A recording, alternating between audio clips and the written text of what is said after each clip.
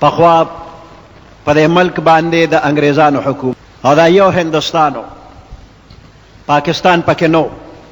نو د انګریز په حکومت کې چې په عدالت کې به د چا تاریخ او پیش به نشو نو هغه ته به سزاګانې ملاوې دي چې ته تاریخ له ولې نه راغلی نو د یو سړي تاریخ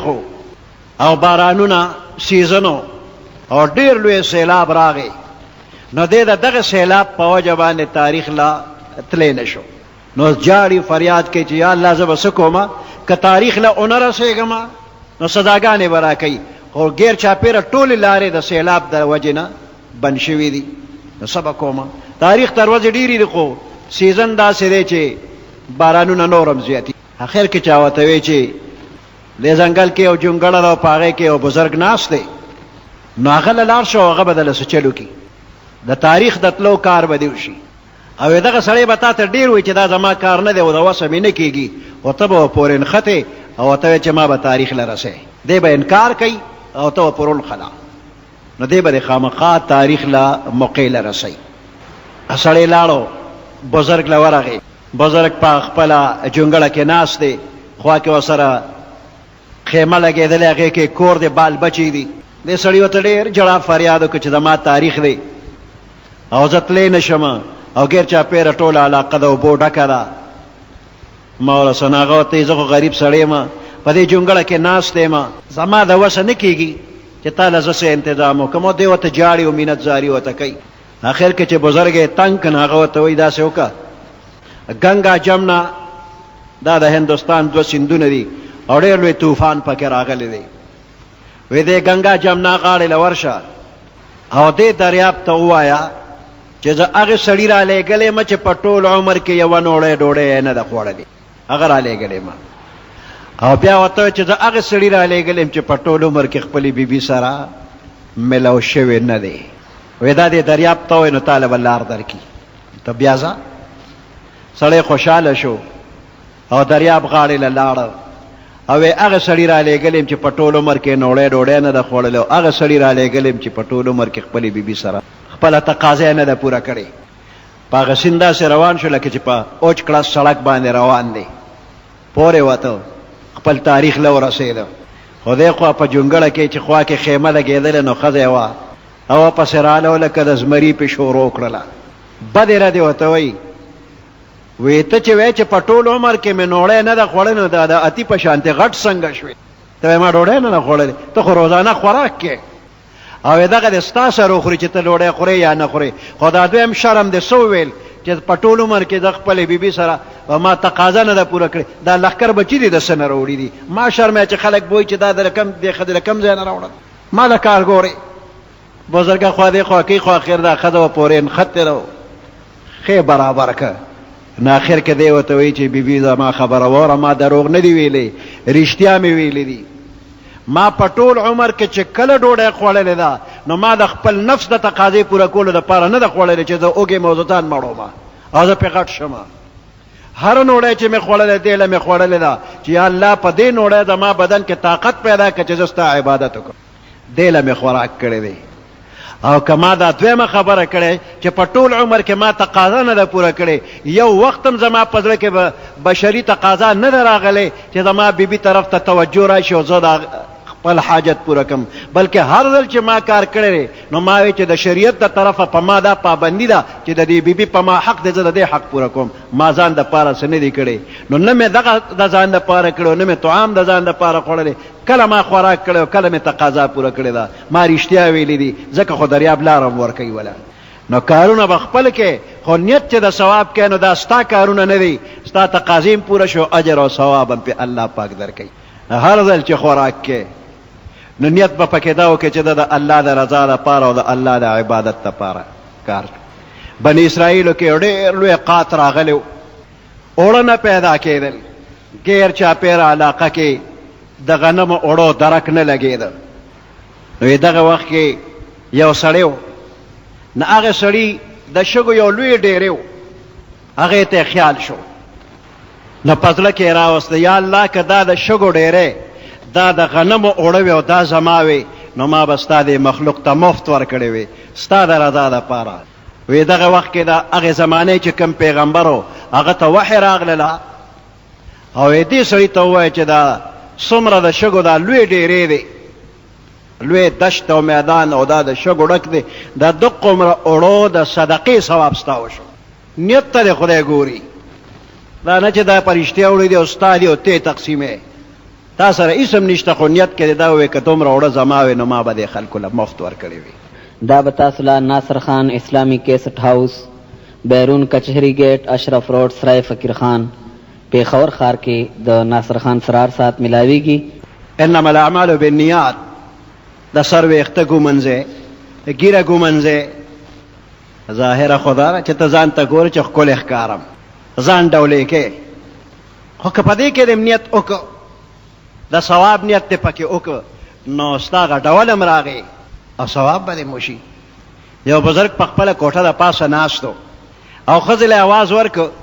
وی ګومنځ راوړه نو هغې ول اواز ورکړه اینه ورسره دروړم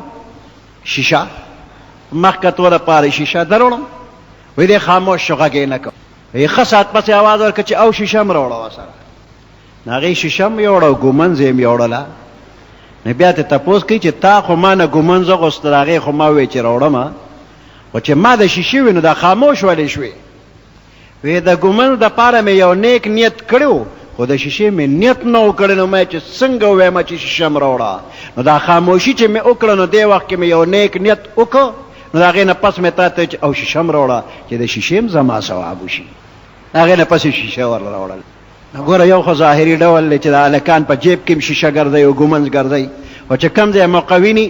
نو شیشه مخې ته نیسي او ګومنځ راوالي او بیا ګومنځ سنبال کړي او په دواړه لاسه دا ویښته سمی را سمی سمی را سمی دې کې د ده څه نیت دی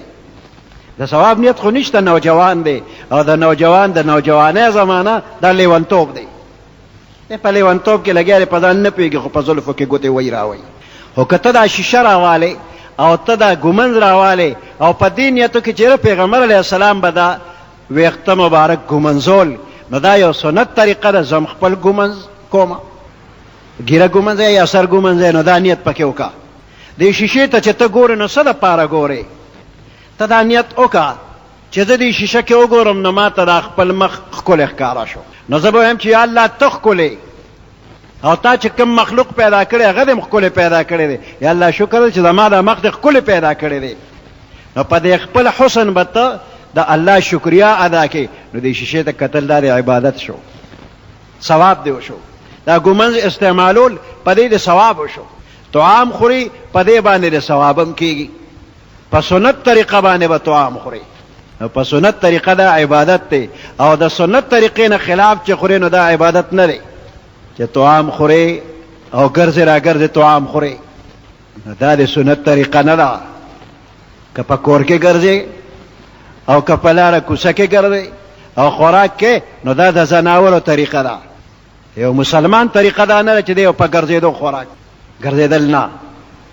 چې طعام خوري نو کې بنې او سپلی به وباسي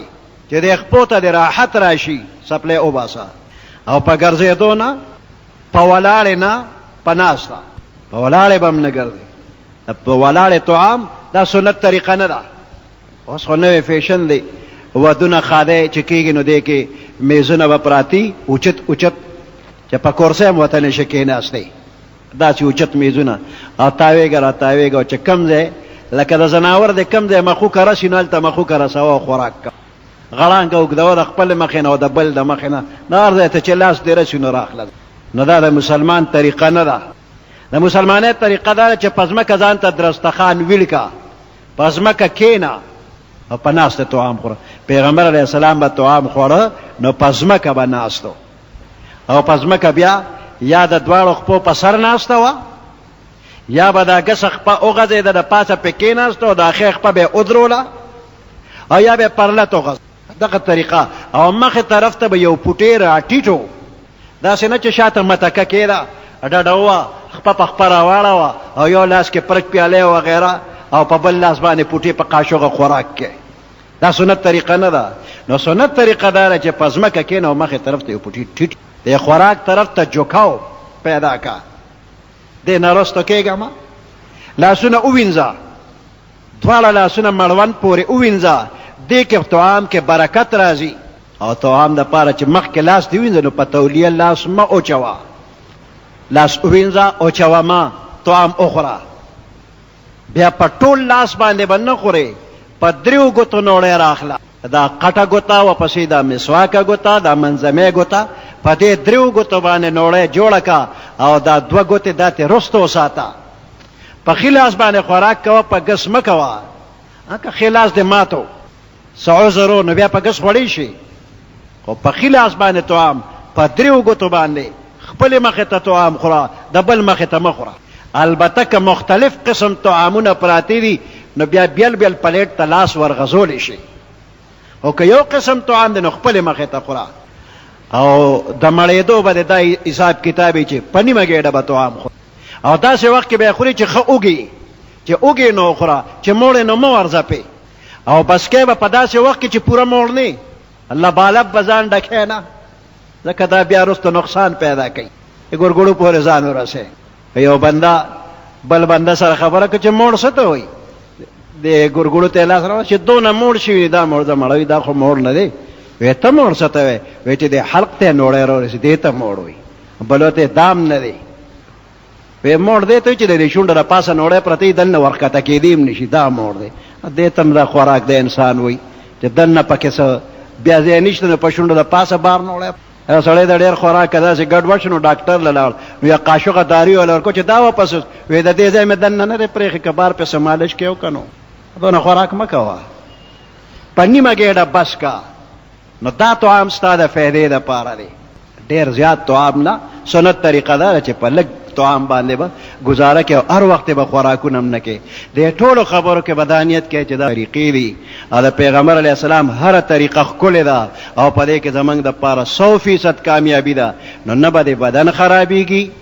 نه به د عبادت کې خلل راځي، نه به اسراف وي، نه به ګناه وي، نه به د آخرت تپوس تا نه کېږي. هر څه به خورې څکې او په قیامت کې به تا نه اړو تپوس خدای پاک کوي نه، آخر کې به پې شکریا ادا کې.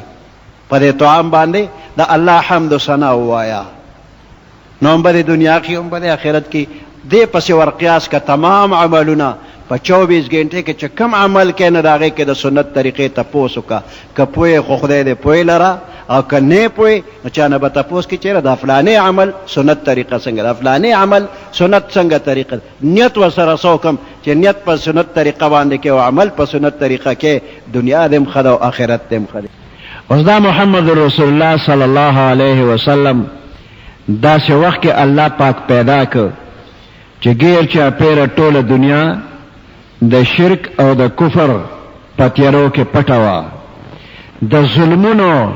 په تیارو کې دنیا پټه وه، د یو مظلوم آه اورېدو والا څوک نه و. هر قسمه ظلمونه به کېدل، مظلوم ته ډاډګیرنې ورکولو والا، امداد کولو والا هېڅوک هم نه و. نو د مظلومانو آه الله واورېده. او د ربیع الاول په میاشت کې، د ربیع الاول میاشت وه او د ګل شپه وه او د صبح صادق ټیم و چې محمد رسول الله صلی الله علیه وسلم الله پاک دنیا ته راولېږه، د ګل شپه وه. او اتم ربیع الاول و، اتم ربیع الاول خلکو کې مشهوره،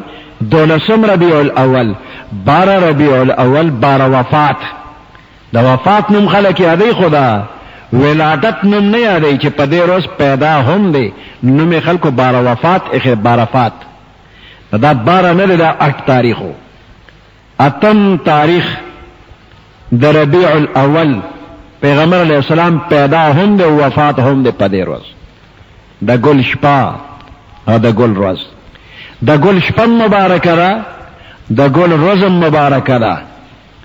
ځکه د دواړو جهانو سردار محمد رسول الله صلی الله علیه وسلم په دې شپه باندې الله پیدا کړی دی. دا ښکلی روز ده، خو خپله پیغمبر علیه السلام د جمعې روز له فضیلت ورکړی دی. د جمعې روز او د جمعې شپه دې له ډېر فضیلت په شریعت کې ورکړی شوی دی، او ډېر فضیلت په شریعت کې ورکړی شوی دی. او جمعې ته سید الایام وایي، د هفته د ټولو ورځو سردار ورځ دا د جمعې ده. شپې ورځې ډېرې بختورې شته. لیلة القدر خیر من الف شهر. لیلة القدر د 1000 میاشتو نه افضل ده. یوه شپه ده او 1000 میاشتې 83 کال او 4 میاشتې چې عبادت کې د هغې نه افضل لیلة القدر ده. د لیلة القدر نه افضل ده. امام احمد رحمت الله علیه فرمایي وی د جمعې فضیلت د لیلة القدر نه زیات دی. موږ د لیلة القدر ډېر تپوس کو چې لیلة القدر به کله او لږې علامې راته وښیه چې د لیلة القدر علامه څه ده، څه نشاني یې څه ده. نو که تا د قدر په نظر باندې د خپل ژوند ته وکتل نو ستا د ژوند هر یو منټ او سکنډ هم ډېر قیمتي دی لیلة القدر دی. خو قدر یې وکړه. یو بزرګ و ناغلی یو شیخ راغی او ته د لیلة القدر علامې راته وښیه، نشانی راته وښیه چې بیدار پاتې شم. ناغه ورته وایي ای شیخ چه پرسی ز شب قدر نشانی، هر شب قدر است اگر قدر بدانی. ای شیخ چه پرسی ز شب قدر نشانی، ای شیخا د شب قدر نشانی سره تپوس کې هر شب قدر است اگر قدر بدانی. هر شپه لیلة القدر د خو ته قدر او پیژنه. ګور لیلة القدر په شریعت کې ډیره بختوره شپه ده، خو د جمعې شپه د هغې نه هم افضله ده. د جمعې شپه کې څه چل دی چې دا دومره افضله ده؟ وایي د تمام کائنات د پیدا کېدو اصل سبب محمد رسول الله دی صلی الله علیه وسلم. که پیغمبر علیه السلام خدای نه پیدا کړو نو دا دنیا ډو پیدا کوله نه. لولاک لما خلقت الدنیا، دا الله محبوبه الله ورته وایي زما محبوبه که چېرې ستا پیدا کول مې مقصد نه وی لما خلقت الدنیا ما به سو دنیا پیدا کړې نه وه. که صورت د محمد نه وی پیدا کړې به رب نه وه دا دنیا. نو د دواړو جهانو سردار محمد رسول الله صلی الله علیه وسلم د ده د پیدایش انتظام پروګرام د جمعې د شپې نه شوی دی. نو ځکه د جمعې شپې او د جمعې ورځ ته الله ډېر لوی فضیلت ورکړی دی. ابتدا د جمعې د شپې نه شوې ده او په ظاهره دنیا ته راغلی د ګلپه شپه دی، بیا د دنیا نه تللی د ګلپه ورځ دی. نو د صبح صادق ټیم او 20 منټه لپاسه 4 بجې وي چې پیغمبر علیه السلام دنیا ته تشریف راوړه. اوس به ته وایې چې دا تا سره راګړی دا د هغه وخت ده څه چې 20 منټه لپاسه 4 بجې وي. هغه وخت کې ګړی نه وه، خو چې کوم وخت کې پیدا کېده نو د عربو نقشه عالمانو کتلې ده. دا ټوله دنیا دا د یو ګلوب په شانت دی، یو کره یو غونډس کې دی. دنیا ګلوب دی او په دې ځمکه باندې فرضي خطونه یو کرښې راښکلي شوي دي، څه په پلنو څه په اوږدو، څه ته طول بلد وایي او څه ته عرض بلد وایي. نو د مکې مکرمې عرض بلد او طول بلد او د دغه ټیم سره مناسب د هغې حساب کتاب عالمانو کړی دی. دا ګړی په هغې باندې جوړه ده. نو دقه وخت کې دې ټیم ته چې کتلي وي دا 20 منټه او 4 بجې وي. نو په داسې وخت کې چې پیغمبر علیه السلام پیدا شو اشاره دې ته ده چې څنګه د شپې تیاره ختمیږي او د سبا رڼا راځي، داسې د شرک او د کفر او د ظلم تیاره ختمیږي او د اسلام رڼا راځي، د محمد رسول الله رڼا راځي. لاړه تیاره رڼا سبا راغی او دنیا ته پاک رسول الله راغی.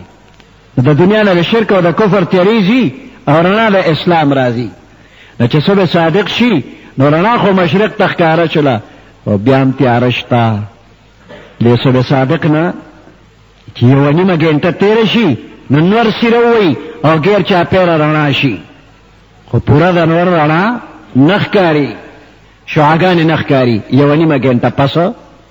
نور سیره ووي. نو پیغمبر علیه السلام چې پیدا شو داسې ده لکه چې صبح صادق شو، خو چې 40 سال تیر شو 40 کاله تیر شو نو په غار حرا کې نور راوخته، د نبوت نور راوخته. پیغمبر علیه السلام ته 40 کاله پس الله نبوت ورکه او دا رڼا عامو خلکو لا لیدلې نه ده. رڼا خو شوه خو عامو خلکو لا رڼا لیدلې نه ده.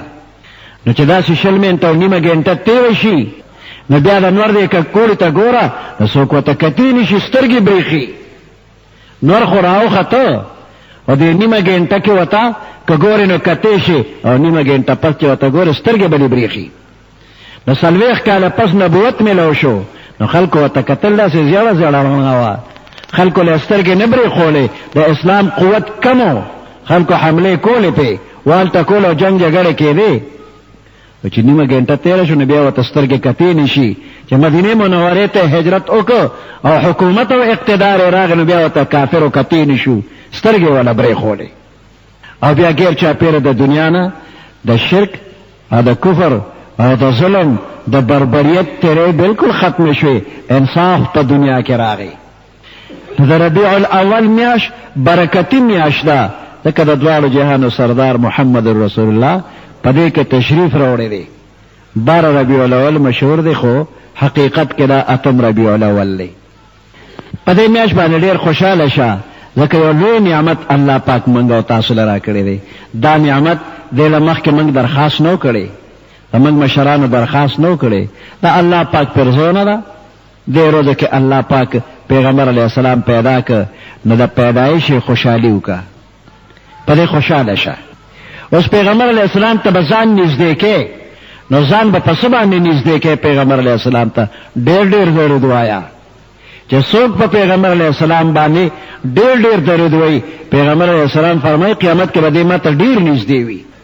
نو ډېر ډېر درودونه په پیغمبر علیه السلام باندې وایه صلی الله علیه وسلم. دا یو مختصر درود دی چې ته یو ځل وایې صلی الله علیه وسلم، نو الله پتا 10 رحمتونه را لیږي. شمیرې کوه، 10 رحمتونه، 10 نیکۍ درله ولیکلې، 10 ګناهونه درله معاف کړل، 10 درجې درله اوچتې کړې، او 10 ځله پتا الله سلام وایي. دا څو فایدې شوې؟ 50 شوې. 10 رحمتونه در باندې لیږي، دا یو. 10 نیکۍ درله ولیکلې، دا 2. 10 درجې درله اوچتې کړلې، او 10 یې درله ګناهونه معاف کړل، 40 فایدې شوې. او 10 ځله پتا الله سلام وایي، 50 فایدې شوې. نو که ته 20 منټه وخت ولګې، د ګړۍ په حساب 20 منټه وخت ولګې، او ته صلی الله علیه وسلم صلی الله علیه وسلم، نو 1000 کرت ته صلی الله علیه وسلم ویلی شي. 20 منټه وخت کې به 1000 ځله ته ووایې صلی الله علیه وسلم. نو 1000 ځله چې تا وویل، نو تا ته به څو فایدې حاصلې شي؟ په یو ځل صلی الله علیه وسلم باندې 500 فایدې تا ته حاصلېږي. نو چې 1000 کرته ووایې، نو بیا 1000 له چې په 50 کې 0 ورکړې، نو 50,000 فایدې تا ته ورسېدلې. 50,000 فایدې 20 منټه کې. خو که خبره د نقد شي، نو هر سړی تیار دی، نو او که د قرض شي، نو بیا ټیم نشته. اوس که ته صلی الله علیه وسلم ووایې او تاله په 50 روپۍ څوک درکوي، 50 روپۍ، 50 فایدې پرېږده، 50 روپۍ درکوي، نو 20 منټه دې کې 1000 ځله ته ویلی شي صلی الله علیه وسلم، نو 50,000 شوې. نور به په نورو خلکو پابندي ولګوې چې دا به هم زه ویمه، ته به نه وایې، زه به یې ویمه. 20 منټه به زه صلی الله علیه وسلم ویم، 50,000 روپۍ به ماله راکې، او نورو باندې به پابندي ولګې. خو 50,000 نقد دي، او دا ثوابونه دا فیضې قرض دي. نو خبره د ایمان او د یقین ده، چې چا ایمان او یقین مضبوطي، هغه به صلی الله علیه وسلم د پاره ټیم وباسي. دې میاشت کې په دې ربیع الاول کې ډېر ډېر ووایه، بې شمېره ثوابونه الله درکوي درله. نو پیغمبر علیه السلام ته په درود ځان نږدې کا، او بل ځان نږدې کا پیغمبر علیه السلام ته په سنت طریقو باندې، چې د پیغمبر علیه السلام کوم نورانی طریقې دي، سنت طریقې دا خپلې کا. نو په سنت طریقو باندې با ته پیغمبر علیه السلام ته نږدې شي. داسې تش په خولې زار شم او قربان شم، نور سره شته نه چې تاله درکم، خو بس تش زار شم او قربان شم. نو پیغمبر علیه السلام خو ما او تا نه څه نقدي روپۍ نه غواړي، خو د خپل طریقو اتباع غواړي، چې د پیغمبر علیه السلام کومې طریقې دي سنت، په دغه طریقو عمل شروع کړه. نو ته پیغمبر علیه السلام نه زارم شو، قربان هم شوې، او ستا دا زارېدل او قربانېدل قبول او منظور هم شو. سنت طریقې خپلې کا. نو چې ته د پیغمبر علیه السلام سنت طریقې خپلې کې، نو ګورې ته د الله محبوب شولې، ته د الله خوښ شولې. هر سړی وایي زه د الله محبوب شمه، الله سره د زما محبت پیدا شي زما الله خوښ دی او د الله د زه خوښ شم هر څوک وایي خو د محبت معیار الله خولی قل ان کنتم تحبون الله فاتبعوني قل او فرمائے پیغمبر علیہ السلام ان کنتم تحبون الله کچر الله سره محبت کول غواړی تاسو فاتبعوني تاسو زما تابعداري وکا پیغمبر علیہ السلام ته الله فرمای دی خلکو ته وایا کله الله محبت غواړي زما تابعداري وکي يحببكم الله الله بس تاسو سره محبت وکي ويغفر لكم ذنوبكم گناهونه بندر له معاف کی جرمونه به ټول معاف شي چې د حکومت په گرفت کې راشي او د پسې وارنټ جاری شي فلانه جرم دې کړی دی او فلانه جرم دې کړی دی پټېږي را پټېږي با چې میونی شي خو سزا را کوي وکیل بم نیسي سفارش له بسو ګورې هم پیسې بم ورکې او چې د حکومت د جرم نه مخلاص کی نو دا ټول مخلوق د الله په گرفت کې دی د الله په جرمونو کې دی خو دا جرمونو دا گرفت په څه ختمېږي د محمد رسول الله صلی الله علیه وسلم په اتباع باندې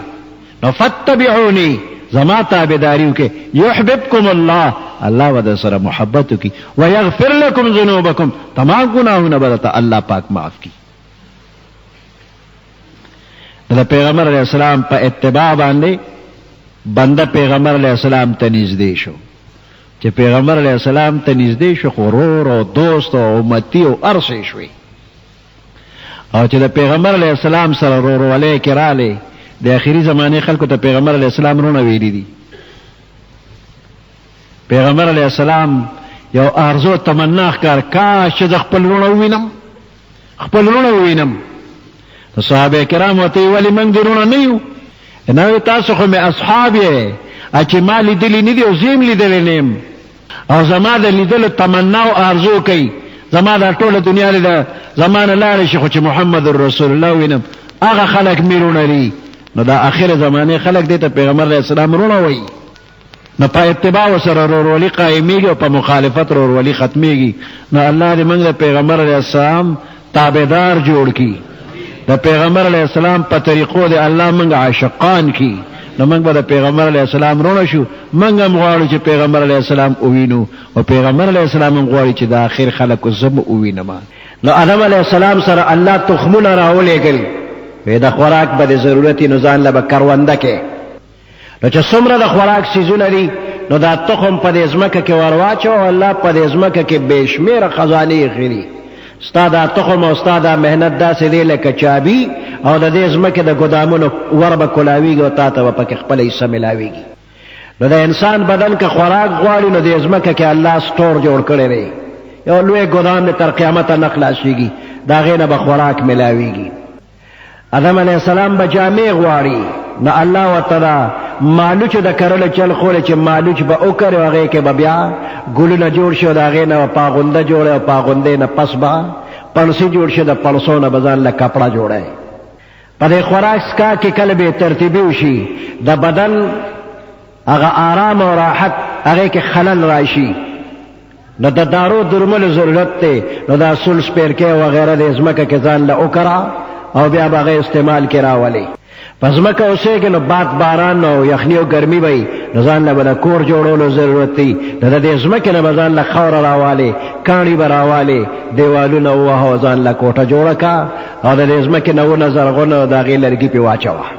نو د انسان د بدن چې څومره ضرورت دي هغه ضرورت به د دې ځمکه نه پوره کیږي الله به پوره کوي بدن د ځمکه دی او ضرورت به د ځمکه نه پوره کیږي په بدن باندې چې په یو جز کې بیماری راشي لکه د خپې قچه ګوته د خوږ شولا نو سترګې په سر کې دي د خپې نه ډېرې اوچتې دي خو آرام نشي کولی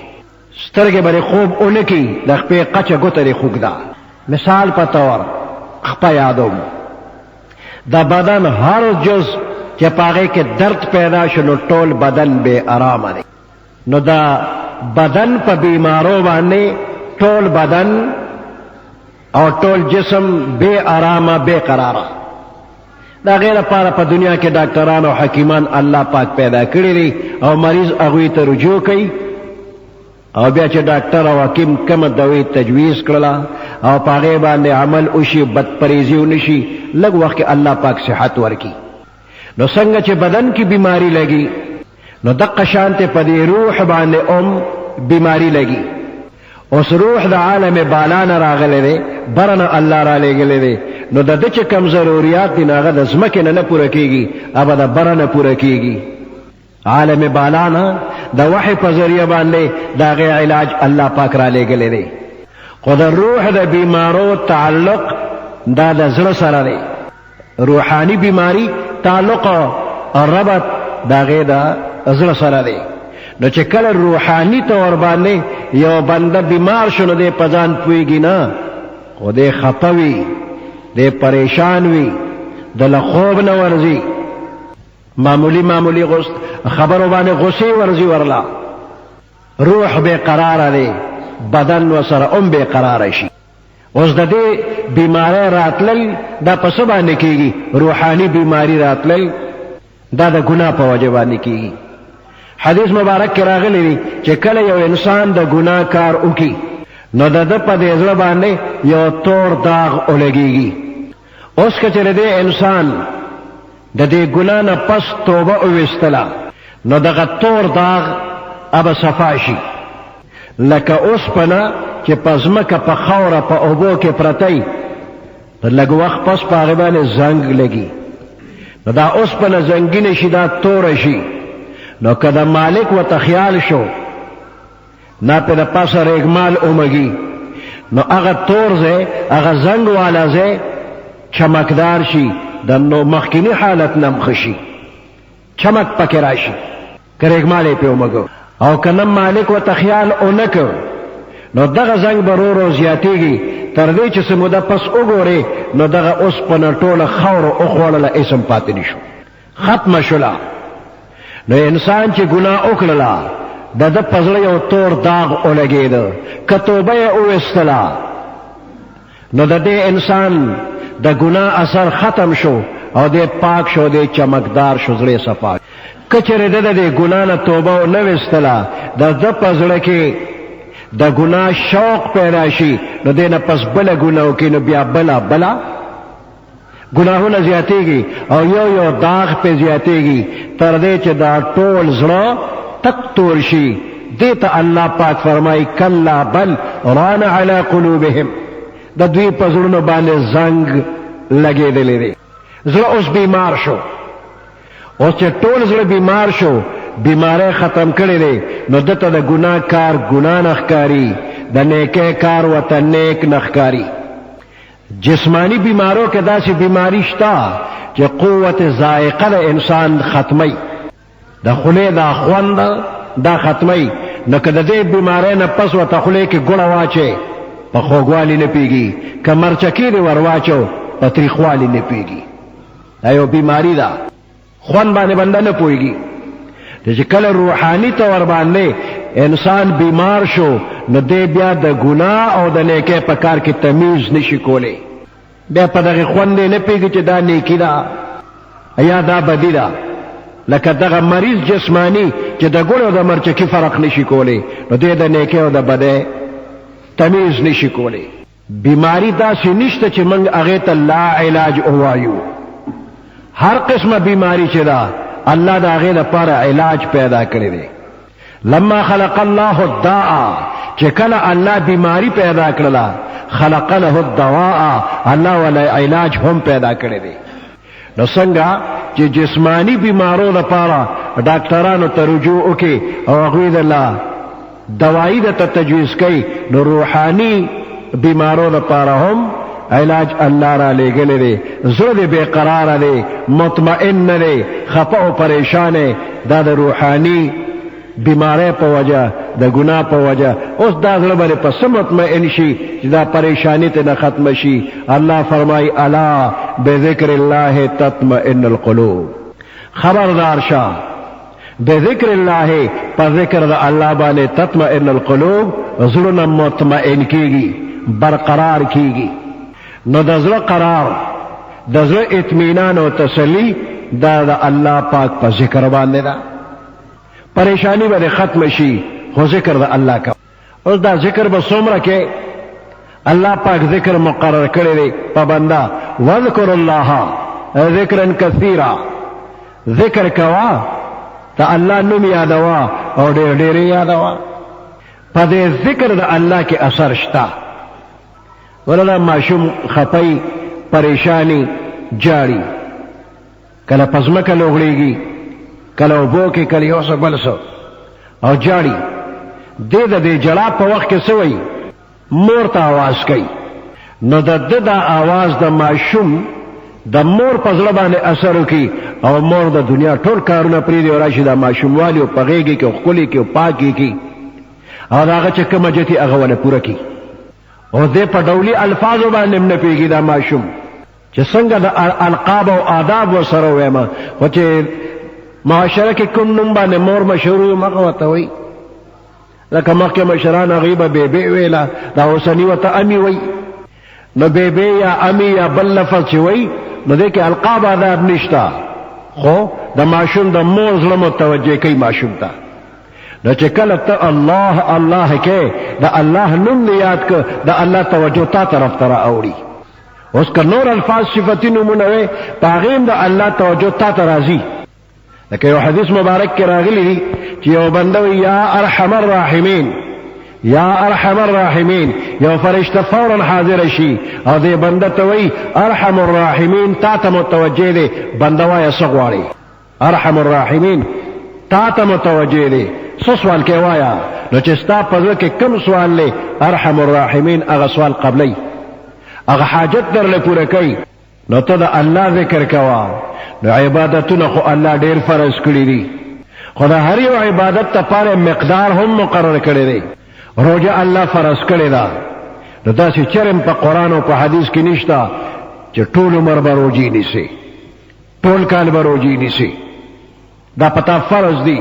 دا فرض په درجه کې روزه صرف یو میاشت د رمضان ده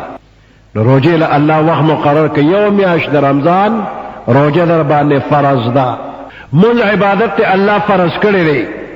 دا سې د تعالی نه وای چې بس 24 غنټه مسلسل منځونه وکړي د نه لري پرواز کې د ته 15 منځونه فرض کړي مقدار یې د توخو زکات الله فرض کړی دی دا څه نه چې ټول مال د الله په نوم ورکو هر وخت یې ورکا دا څه نه دی ویلي چې کم صاحب نصاب بندره او په نصاب باندې کال تیر شو 40 روپے ته ورکا مقدار مقرر کړ حج الله فرض کړی دی نو په ټول عمر کې حج در باندې یو ځل فرض کړی دی دا بیا چې سوزي دا نفل دی هر یو عبادت ته چې وګوري نو هغه لپاره شریعت یو خاص حد او اندازه مقرره کړی ده خو ذکر دې لپاره خاص حد او اندازه نه مقرره کړی وذكر الله ذکرا کثیرا یادوي الله پاک کثیرا ډېر ډېر ګورم ز سره 15 وخت مونږ دی و سره او 10 شرط دی به او 10 نشي کولی نو دې ذکر د پاره او 10 نه شرط کړي چې دا وګوري په او 10 کې ذکر کې او دیم نه دي شرط چې قبله ته به مخ کې دیم نه دي شرط چې په ولاړو کا یا په ناستو کا یا په ناستو او ذکرن کثیرا الله پاک وی زما یاد کوي او ډیر ډیر کوي قیاما وقعودا طولارم کوا پناستم کوا وعلى جنوبکم کپا اړخ باندې پروتین په اړخم کوا هر وخت ذکر کوا دا شی وخت پکې نشته چې دی وخت ذکر مکوا ګورم مانځه کې دا شتا چې نور راخیږي سیروي نور ډوبېږي زیړوي ماسپخین نمخ کې نور پتندې شو دې درو وختونو کې به مونږ نه کې اوقات مکروه دي روزه په کال کې 15 ورځې دی وی دی کې روزه منیسا د ورکوټ اختر لومبه ورځ او د لوی اختر 3 ورځې او سلورم هم وسره کا دا 15 ورځې روزه منه ده ایام منهیا ذکر ته دا سینې دی ویلي چې فلانی ټیم کې او فلانی حال کې ذکر مکوا کپا کې اوم ذکر کوا کنا پا کې نو اوم ذکر کوا تر دې چې زنانه باندې موز فرض دی خو په میاش کې سورج داسې راشي چې موز په نه دی فرض اوس په دغه وخت کې زنانه چې موز په فرض نه دی نو زمونږ د فقه کتابونه وایي دا زنانه د منزل ځان تیار کی او 10 چاردان دې برابر کی اگر چې مونږ نه کوي او د مانځه تیارې دیو کې په خپل مصلی دې کینی او د مانځه عمر وخت دې په ذکر کې تیر کی د قرآن شریف تلاوت نه غیر چې کم ذکر کوي نه هغه دې وکي او په دې ذکر دومره ثواب وشو لکه چې دې فرض مونږ ادا کړ مونږ په نه فرض دې نه وکړو خو په دغه خاص ورځو کې زنانه به ذکر کوي اگر چې پاکه نه ده ظاهري او د چردا مې وک نه دي شوی خو ذکر یې کړی دی او په ذکر دا فرض منځو عمر ثواب الله پاک ورکو الله په هر حال کې ویلی شي پخپو دې باد نه راځي وای پخپو باندې باد راشي که پروانه درود وي نه راځي باد په نو ذکر کوا او هر وخت یې کوا سبحان ربك رب العزة عما يصفون وسلام على المرسلين والحمد لله رب العالمين اللهم ربنا آتنا في الدنيا حسنة وفي الآخرة حسنة وقنا عذاب النار انسان تا الله پاک عقل او فکر ورکړی دی د نور مخلوقات سره عقل نشتا او انسان ته الله عقل ورکړی دی نو د عقل او د فکر مناسب دل جزا یا سزا الله پاک په دنیا کې دا نور مخلوقات هم دي حیوانات دي بشمیره قسمونه دا غویم تقاضی او ضروریات دي او د انسان هم تقاضی او ضروریات شته خو د حیوانات او عقل فکر نشته خپل ضروریات پوره کوي نو نه دا غوی ثواب شته او نه عذاب شته د انسانانو ضروریات شته خو دوی که ورسره په دې دل او دماغ باندې سوچ فکر کو د الله رضا طرف ته خپل زړه او دماغ ورواړول نو د انسان با د دنیا د ضرورت هم پوره شي وسره د الله رضا هم حاصل شي پیغمبر علیه السلام چې د نبوت اعلان وکړ نو د مکې مکرمه خلک چې مخکې به پیغمبر علیه السلام ته صادق او امین وي او داسې پدرانه نظر به ورته کتل چې کله د نبوت اعلان وشو د هغوی هغه نظر بدل شو پیغمبر علیه السلام ته پدرانه نظر کتل یې پرېښودل سپک نظرې څه چې وال ټکول او تکلیف رسول شروع دشمنی ورسره شروع کړله نو 14 کاله د نبوت زمانہ پیغمبر علیه السلام او صحابه کرامو ډېر په سختۍ او په تکلیف کې تیر کړل روزانه د مرګ خطره به وه او پیغمبر علیه السلام به الله پاک بچ کو اخر کې ټولو کافرانو داسې یو مشوره وکړه چې نن یې جمدې پرېږدو نه وجنو یې د شپې به د کوره تو شو د سهار مانځله به پیغمبر علیه السلام راوځي او ناڅاپه حمله به پې وکړو د یو کس او د بېشمېره کسانو نه کېږي په تورو به یې قتل کو او قام قبیله که تپوس کوي نو موږ وایو چې یاره موږ ته پته نه لګي چې چا وجلی د تیارې گزار به نو گزار کوونکي به نه معلومیږي چې دا د چا په گزار مړ پیغمبر علیه السلام ته الله پاک اطلاع ورکړله چې محبوبه دې ځای نه اوس هجرت وکړه آخري فیصله دې خلکو داسې وکړه نو پیغمبر علیه السلام په دغه شپه د کوره ووته ابوبکر صدیق رضی الله تعالی عنه یې د ځان سره کړ او د مدینې منورې طرف ته هجرت شروع شو پیغمبر علیه السلام مدینې منورې ته ورسېد دینه مخکې پیغمبر علیه السلام ملګرو ته اجازت کړی که څوک تنګ وي دلته نو دې ځای نه که هجرت کوئ نو لاړ شئ حبشو ته هجرت شوی او مدینې منورې ته هم ګڼو صحابه کرامو هجرت کړو او خپله پیغمبر علیه السلام او یو څو ملګري پاتې اخر پیغمبر علیه السلام هم تشریف یوړ دغه وخت کې د مکې مکرمې نه هجرت داسې فرض و لکه کلمه ویل چې فرض دي منځ کول فرض دي دغه شانتې هجرت فرض و یو سړی په مکه کې په کافرو کې پروت دی او هجرت نه کوي وسې کېږي او هجرت نه کوي نو دی ګناهګار او بېوسه بنده دی چې لارې کوڅې ورته معلومې نه دي ضعیف دی سفر نشي کولی مجبور دی و چې د چا وس کېږي نو هغه به خامخا هجرت کوي دغه ورځو کې یو زنانه مسلمانه وه او مکې ته په څه غرض باندې تلې وه ام قیس نوم یې و د دې زنانه ام قیس نو دا ام قیس تلې وه دغه ځای کې یو صحابي دی د هغه ورسره د ایمان راوړو نه مخکې تعلق و نو چې کله دا ولیدل نو هغه خپل زوړ تعلق باندې ورسره خبره اتره وکړه زه تا غواړم دا ورته وایي که ته ما غواړې نو اوس حکم دا دی چې ته به هجرت کې نو هلې به ما غواړې، او که هجرت نه کې نو زما ستا نه کېږي. نکاح کول یې غوښتل، هغې ورته شرط ته ولګو چې پیغمبر علیه السلام د هجرت حکم کړي. نو دا صاحب د دې ام قیس د پاره د مکې مکرمې نه مدینې منورې ته هجرت وکړ. چې ورسېده نو پیغمبر علیه السلام ته صحابه کرام رالل، وی دا فلانې سړی راغلی دی، خو د الله د رضا دپاره خو د هجرت نه دی کړی دی، خو د ام قیس دپاره راغلی دی، د دې خواهشمند دی. نو د ده د هجرت څه مسله ده؟ ثواب به وشي، دی مسلمان او هجرت یې کړی دی، خو منځ کې د دنیا یو خبر راغلی. وی پیغمبر علیه السلام په منبر تشریف فرماو او وی فرمایل انما الاعمال بالنیات، د عملونو دار و مدار په نیت باندې دی. وانما لامرئ ما نوا، د سړي دپاره به هغه څه کېږي چې کوم یې نیت کړی دی. فمن كانت هجرته الى الله ورسوله فهجرته الى الله ورسوله، که د چا هجرت د الله د رضا دپاره د پیغمبر علیه السلام دپاره وي نو د ده دا هجرت قبول دی، ځکه چې هجرت یې د الله او د الله د رسول دپاره کړی دی. فمن كانت هجرته الى دنیا یصیبها، او که د چا دا نیتي چې هجرت کوم چې ما ته څه دنیا حاصله شي، او الى امرأة یتزوجها، یا یو زنانه دپاره نیت کړي چې دا په نکاح والما، فهجرته الى ما هاجر الیه، نو د ده دا هجرت قبول نه دی، ځکه چې هغې څه له هجرت کړی چې کوم لی کړی دی، یعنی یا دنیا ده یا ښځه ده، دې دپاره هجرت کړی دی، نو د ده دا هجرت مردود او قبول. ګوره هجرت فرض و، ډېر لوی د ثواب کار و، خو منځ کې پکې یو ټکې راغی چې ام قیس دپاره دی. نو پیغمبر علیه السلام وضاحت وکړو هجرت د الله د رضا دپاره نه دی، نو ثواب پې ونه شو. صحابه کرام ډېر ښکلي خلک دي، په دې صحابي یې داسې پرده چولې نوم یې نه اخلي چې د څه نوم و، خو بس مهاجر ام قیس یې ورته ویلی دی چې ده د ام قیس دپاره هجرت کړو، نور د هغه نوم یې وانغښته، پرده یې پې چولې ده. نو هر یو کار چې یو بنده کوي